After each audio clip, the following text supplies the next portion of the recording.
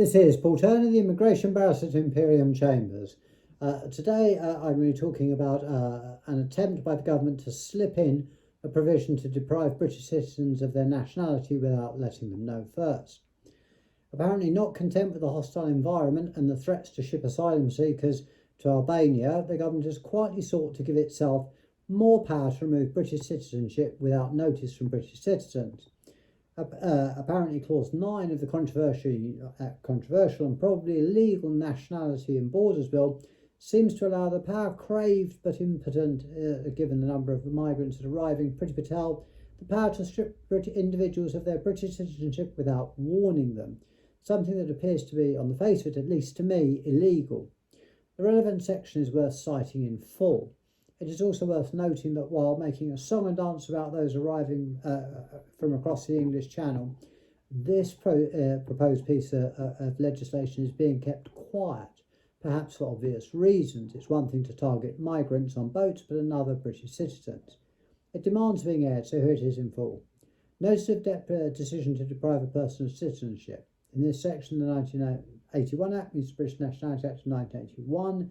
In section 40 of the 91 Act, either subsection 5, which requires notice to be given to a person deprived of citizenship, insert, and this is the key thing, subsection 5 does not apply to the Secretary of State, that the Secretary of State does not have the information needed to be able to give notice to that under that subsection, or it would be, for any other reason, which is very wide, not be reasonably practical to give notice under that subsection, or Maya Foa, the director of Deprive, said in respect of this clause would give Priti Patel unprecedented power to remove your citizenship in secret without even having to tell you and effectively deny you an appeal.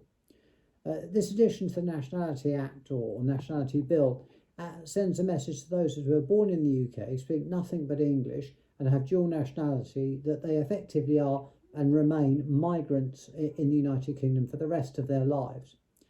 This, in my view, would disproportionately affect ethnic minorities and in particular British Muslims, who would be in the precarious citizenship of losing their nationality and subsequently their rights in the UK whilst they're abroad, as they could happily travel home to see their family members or go on a job, and then when they come to get back, find out that they're no longer British. The somewhat dubious rationale is it said that British citizenship is a privilege and not a right. This flies in the face of procedural fairness, as the government knows from its humiliating loss in the case of Balagajari that denying someone the opportunity to address a case is procedurally unfair, or put another way, illegal. What this provision shows is the government is seeking to apply, in my view, a crypto-racist or discriminatory provision because it will target people of dual nationality who have nationalities elsewhere, without giving people the proper chance to defend themselves before their nationality is stripped. It is shocking, and it's almost shocking that the Home Office have kept this quiet, but it is not a surprise to me or to anyone that follows the Home Office's recent trend in its ability to give out right-wing rhetoric. My betting, if I was to be a betting man, and I'm not, is that if this act is passed, then the courts will have something to say about it, potentially on the grounds of discrimination, potentially on the grounds that it's procedurally unfair. However, this is all for the future, but it is an alarming piece of litigation nonetheless.